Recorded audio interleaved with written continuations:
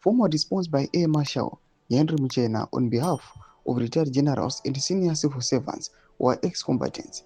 In response statements by Temba Mliswa, your recent utterances and video attacking retired senior army generals and civil servants in the aftermath of our correspondence on Amendment Bill No. 3 to the Clerk of Parliament are not only irresponsible, but they are dangerous. We seldom response to most noise, but we are now compelled to respond not in anger, but because you chose to trivialize, make inflammatory and disparaging remarks on a fundamental issue that we raised. One of the two key reasons we left our villages to fight the war of liberation struggle, the issue of universal adult suffrage, one man, one vote. Sabina mashoko ya pangwa inwe achuzi wote Temba Mliswa nema generals. Don't subscribe or like on the bell icon. Temba Mliswa pangwa ine otsakatiswa oraiwa kubla nyuko chenda mirwa chiti. Let it be made unequivocally clear from the onset that we will not tolerate partisan narratives and unfounded attacks under the guise of political commentary or grandstanding for cheap political mileage or pieces of silver. The men, women, and institutions you so casually disparage are pillars of national stability, and any attempt to undermine their credibility for personal or political mileage will be met with the seriousness it deserves. It should be stated, as we do now, number 1. Our letter to Parliament was part of a formal constitutionally prescribed process relating to Constitutional Amendment No. 3. That process is conducted through Parliament and through the Clerk of Parliament. At no point does that process require us to constantly approach the President of Zimbabwe. The suggestion is not only constitutionally illiterate, it is disrespectful. We find it deeply disrespectful that you say we spoke because we are bitter, because we do not have jobs. You are getting ahead of yourself. We served and continue to serve this country and the parties and PF with the distinction on battlefields, in office of state, in the barracks, and in the corridors of governance to reduce our principled engagement to bitterness born of unemployment is beneath contempt.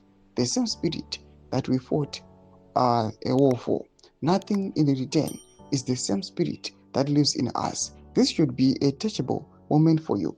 You said we are not clean. We demand that you explain precisely what you mean by that. We are listening. So, in the notion, the forum to which we submitted our letter was the correct and proper one. It was a direct response to a public call by the Clerk of Parliament. We ask you plainly, are you accusing us of leaking that communication? We signed that letter, delivered it, and received a written copy from Parliament. Our submission was thus lawful, transparent, and procedurally sound. We demand to know who gave you the mandate to respond to us in the manner you are doing. What locus standi do you have? Are you the Parliament spokesperson? Are you the government spokesperson? Are you the party spokesperson? To the best of our knowledge, you are not a member of the Parliament or a ZANU-PF member. In good standing, you are an opposition activist. Where do you get off addressing retired generals and senior civil servants who gave their lives for the freedom you abuse now? You seek to dissuade us from political involvement. We were the commissariat. We mobilized the citizenry. We recruited members into a very political party. On those behalf, you now presume to speak.